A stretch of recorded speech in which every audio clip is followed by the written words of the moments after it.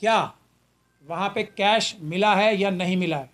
और उसकी सबसे अच्छा तरीका वही होता है, कोई भी हाई कोर्ट का जज ऐसा नहीं है जिसके घर के बाद सीसीटीवी कैमरा नहीं लगा हो, दूध का दूध और पानी का पानी हो जाएगा। अगर सीसीटीवी कैमरा छुपाया गया या उसमें से वीडियो या वो चलता नहीं पाया गया या उसकी कुछ हार्ड डिस्क में गड़बड़ी पाई गई, तो शक सीधा सीधा ये जाएगा कि इसमें धांधली हुई है, छुपाया गया। ये प्रिजम्पशंस हैं जो देश की जनता को करने से कोई भी नहीं रोक सकता, दुनिया में कोई नहीं रोक सकता। अगर वो सीसीटीवी कैमरा की रिकॉर्डिंग या तो गायब होती है, या तो वो काम नहीं कर रही होती, या वो खराब हो जाती है, या टूट जाती है। हम बहुत सारे केसेस ऐसे देखते हैं। तो इससे सीधा सीधा शक जाएगा जस्टिस वर्मा के खिलाफ और कोलिजियम के भी खिलाफ। तो इस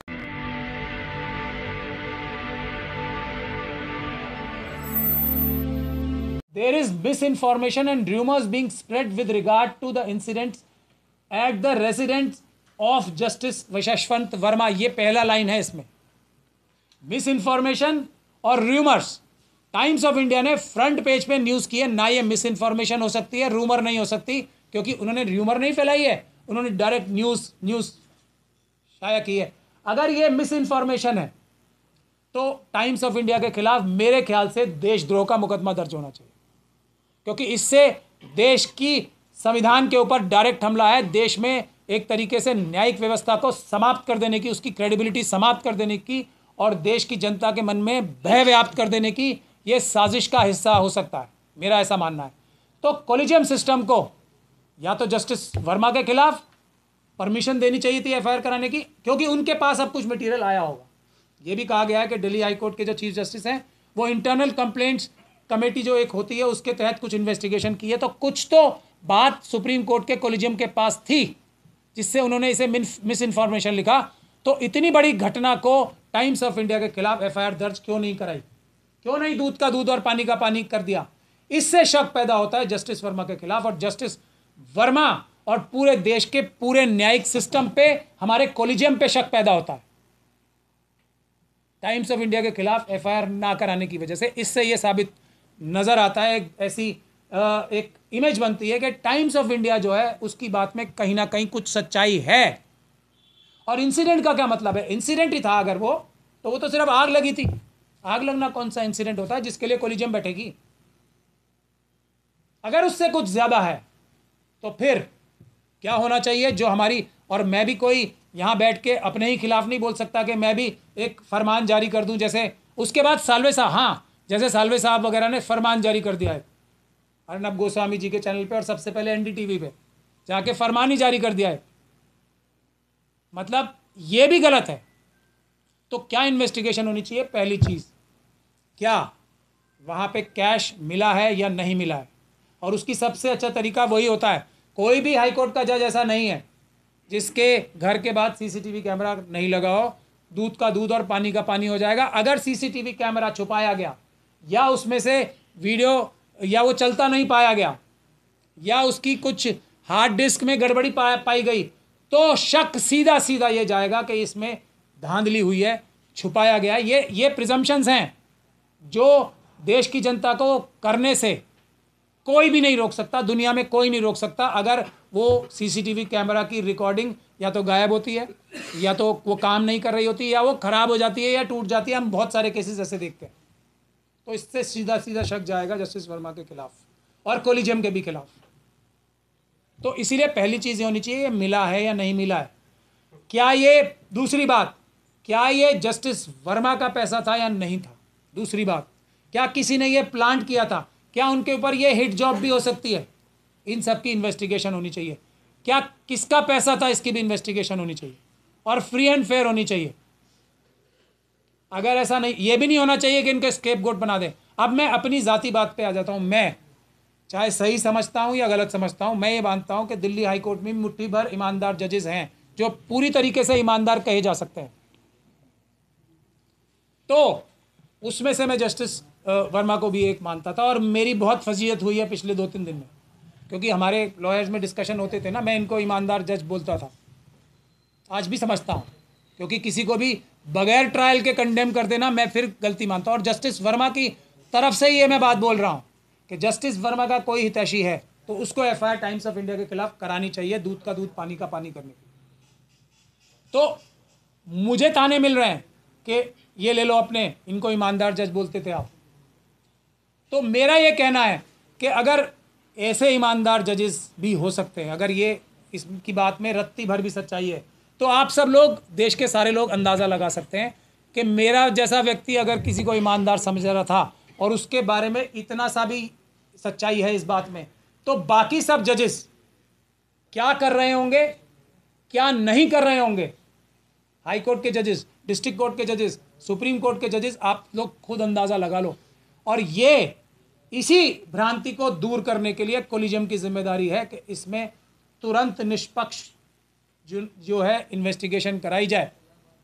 लेकिन जो सुप्रीम कोर्ट ने किया है, अब ट्रांसफ़र क्या होता है, हमने तो दसियों केसों में देखा है, हमने ऐसे केसेस में भी देखा है जिसमें पुलिस स्टेशन में किसी की हत्या कर दी गई तो हमने लाइन हाजिर कर दिया। लाइन हाजिर का मतलब होता है बेईमानी। मैं साफ साफ तौर पे बोल रहा हूँ, लाइन हाजिर का मतलब होता है जो सुपीरियर ऑफिशियल्स हैं सरकारी महकमे के, पुलिस ऑफिशियल्स, वो डायरेक्टली उस अफसर को बचाने के लिए काम कर रहे हैं। ट्रांसफ़र का मतलब सिर्फ और सिर्फ एक होता है, क्योंकि जज की ड्यूटी, चाहे देश के सुदूर कोनों में भी कुछ लोग, हमारे विद्वान लोग ये भी बोल रहे हैं कि इलाहाबाद हाईकोर्ट में नहीं करना चाहिए था ट्रांसफ़र, उन्हें मिजोरम हाईकोर्ट में करना चाहिए था, अरुणाचल हाईकोर्ट में करना चाहिए था, ये भी विद्वान लोग बोल रहे हैं। कुछ पता नहीं कैसे विद्वान लोग हैं ये। क्या अरुणाचल में संविधान के हिसाब से न्याय करना आवश्यक नहीं है? वहाँ क्या कम स्टैंडर्ड है हाईकोर्ट के जज का? क्या उसका कोई अलग क्राइटेरिया होता है? मुझे शर्म आती है ऐसी सोच पे भी, मुझे सच में शर्म आती है ऐसी सोच पे। तुरंत प्रभाव से कम वर्क तो विड्रॉ होना चाहिए। पहला काम एफआईआर का होता है, और कोई तरीका नहीं है इन्वेस्टिगेशन के अलावा, कोई तरीका नहीं है ना जस्टिस वर्मा को दोषी ठहराने का, ना उन्हें क्लीन चिट देने का, ना उन्हें इनोसेंट ठहराने का, कोई तरीका नहीं। और अगर यह तरीका फॉलो नहीं हुआ, इसका मतलब बेईमानी ही बेईमानी है, हर तरफ बेईमानी है जो ये तरीका फॉलो नहीं करती, कोई भी हो चाहे इसमें। आज वो वक्त आ गया है। अगर हम ये नहीं बोलेंगे, अगर हम किसी भी दबाव में आके ये नहीं बोलेंगे, तो हम भी देश के साथ वफादारी नहीं कर रहे, हम भी ईमान वाले अम्बेडकरवादी नहीं हैं। कोई नहीं। हमने कल एक जगह मेरी बहस हो रही थी तो ये कहा जा रहा था कि गालिब जो है, उन्होंने एक शेर कहा था, गधे ने तुम्हें लात मारी तो क्या तुम भी गधे को लात मारोगे? तो मैंने वहाँ भी यही कहा था कि जस्टिस वर्मा की तरफ से एक एफआईआर होनी चाहिए, तो मना किया था, इसका जवाब ही नहीं देना चाहिए, रिलैक्स, इग्नोर, अवॉइड। ये कौन सी मानसिकता है? यही काम तो मोदी जी कर रहे हैं।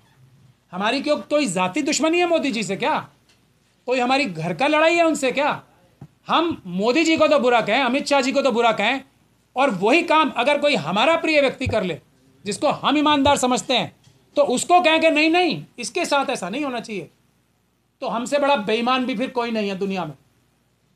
हम लोग बेईमान नहीं हैं। अगर मोदी जी के खिलाफ हम दुनिया भर की बातें करते हैं तो, और उनकी बात पे भी नहीं हम यकीन करते, जैसे हम बोलते हैं ना, मोदी जी ने बोला 56 इनकी छाती है, बोलते हम बोलते हैं खुल के झूठ बोल रहे हैं।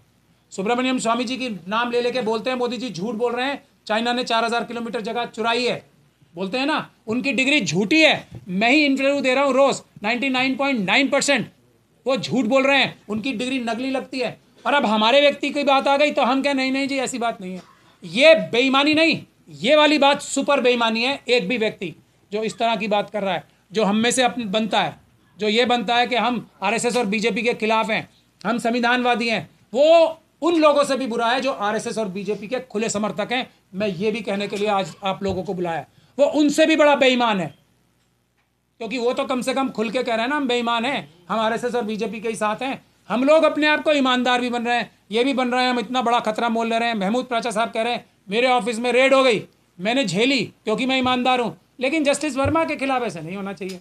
तो मुझसे बड़ा बेईमान और चोर कोई नहीं हो सकता, हो ही नहीं सकता, क्योंकि मैं उन्हें ईमानदार समझता हूँ। तो इनके खिलाफ तो और भी सख्त टेस्ट होना चाहिए, और ये इनके लिए भी अच्छा है।